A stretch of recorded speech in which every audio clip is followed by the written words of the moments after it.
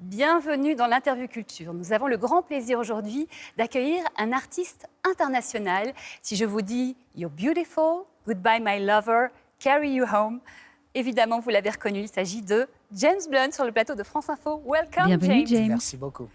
On est très heureux de vous accueillir ici pour parler de votre nouvel album.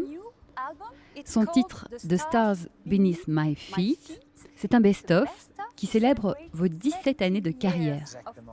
Ma première question, c'est d'habitude, les artistes attendent leurs 20 ans de carrière. Vous étiez si impatient, vous ne pouviez attendre. Bonne question. Vous savez, on a eu la pandémie. Pour la première fois, j'ai arrêté les tournées, je suis rentré chez moi, je me suis posé. C'était donc le bon moment pour réunir mes enregistrements favoris de mes chansons préférées. Pour rappeler à tout le monde, en 2002, vous étiez militaire, comme tous les hommes dans votre famille. Vous avez démissionné pour réaliser votre rêve d'être un artiste. En 2 années, vous êtes devenu un artiste connu dans le monde entier. Avec votre premier album et avant tout votre chanson You're Beautiful. Est-ce que vous vous rappelez du moment où vous êtes rendu compte qu'il se passait quelque chose et que votre vie ne serait plus jamais la même? Oui, tout à fait. Les choses ont commencé en France et en Italie. Ensuite, au Royaume-Uni, ma chanson est devenue numéro 1. Mon album Back to Bedlam est devenu numéro 1. Et je me suis rendu compte que le monde allait changer. La façon dont on allait me regarder allait changer. Mais ça a été incroyable, j'ai eu énormément de plaisir. J'ai fait 6 tournées mondiales, je suis sur le point d'en commencer une 7e avec mes plus grands hits. Tout cela était inattendu, mais ça a été incroyable. Pour le plaisir, on va écouter quelques notes de la chanson You're Beautiful.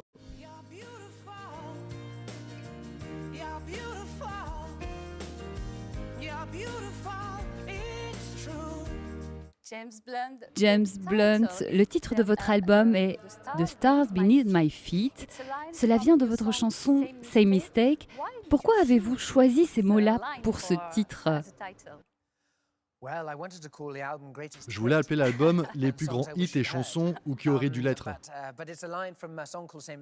Mais c'est une phrase de ma chanson Same Mistake. Et dans les concerts, je demande au public d'allumer la lampe de poche sur leur téléphone. Et ce que je vois ressemble à des étoiles sous mes pieds quand je joue cette chanson.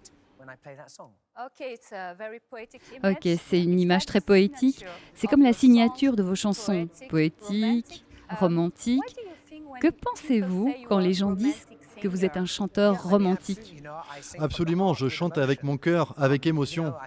Ma chanson You Are Beautiful parle d'une étrangère qui passe avec son petit ami. Ça, ce n'est pas forcément romantique, c'est même un petit peu bizarre. Mais les gens la jouent à leur mariage et je trouve que c'est magnifique. Vous savez, j'ai différents côtés, mais si les gens pensent que je suis romantique, c'est parfait. C'est ok pour vous. Donc c'est un best-of, mais il y a 4 nouvelles chansons. C'était important pour vous d'offrir de nouvelles chansons, même si c'est un best-of? Oui, je pense qu'un label de musique serait content avec les 20 meilleures chansons sur Spotify. Déjà pour moi, il y a de meilleurs enregistrements. J'ai joué à Paris, j'ai fait des shows live qui ont été vraiment fantastiques. Et donc j'ai mis une performance live à Paris. J'ai joué à Glastonbury, le festival le plus important du Royaume-Uni, et là aussi l'enregistrement est magique. Donc j'ai mis des enregistrements live, des chansons rares qui sont difficiles à trouver pour les gens, qui sont vraiment spéciales. Mais aussi de nouvelles chansons que j'ai écrites ces dernières années. On va justement écouter une de ces nouvelles chansons. Elle s'appelle Love Under Pressure.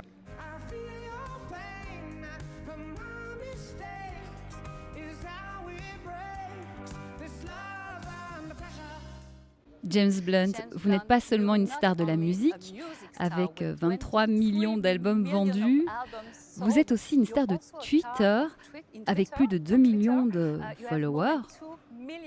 Et c'est très amusant de vous suivre, parce que vous avez beaucoup d'humour, acide et cynique aussi. J'ai vu quelque chose que vous avez écrit, que j'ai trouvé dingue. Vous avez dit que si cet album devient numéro 1, plus jamais vous n'écrirez, n'enregistrerez ou ne chanterez de votre vie entière. Est-ce que c'est une blague, James? Non, c'est tout à fait vrai.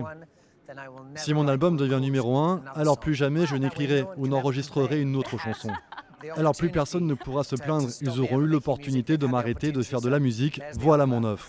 Donc ce sont les gens qui souhaitent que vous arrêtiez qui doivent l'acheter. Oui, Vous êtes machiavélique. Alors, vous avez eu le Covid au mois d'août. J'ai entendu que le traitement sur votre voix était compliqué. Comment allez-vous? bien. Même si c'était une expérience très difficile, et étrangement, je ne pouvais pas parler, je ne pouvais que tousser.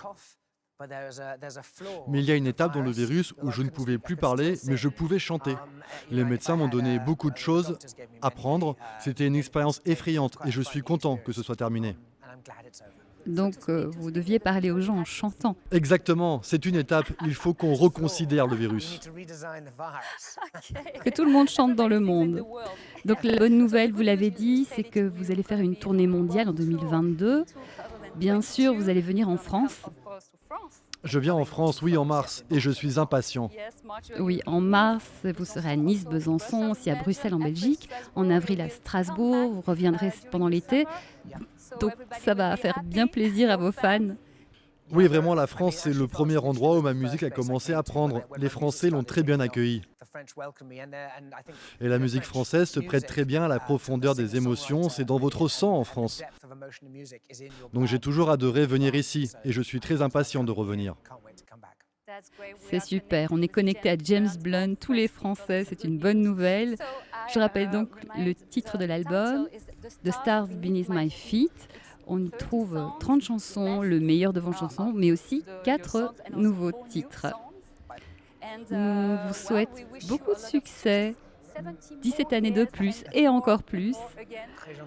Et on espère vous retrouver ici dans 5 ans. Vous parlerez français, vous me l'avez dit. Merci James Blunt. On se retrouve très vite pour une nouvelle interview culture.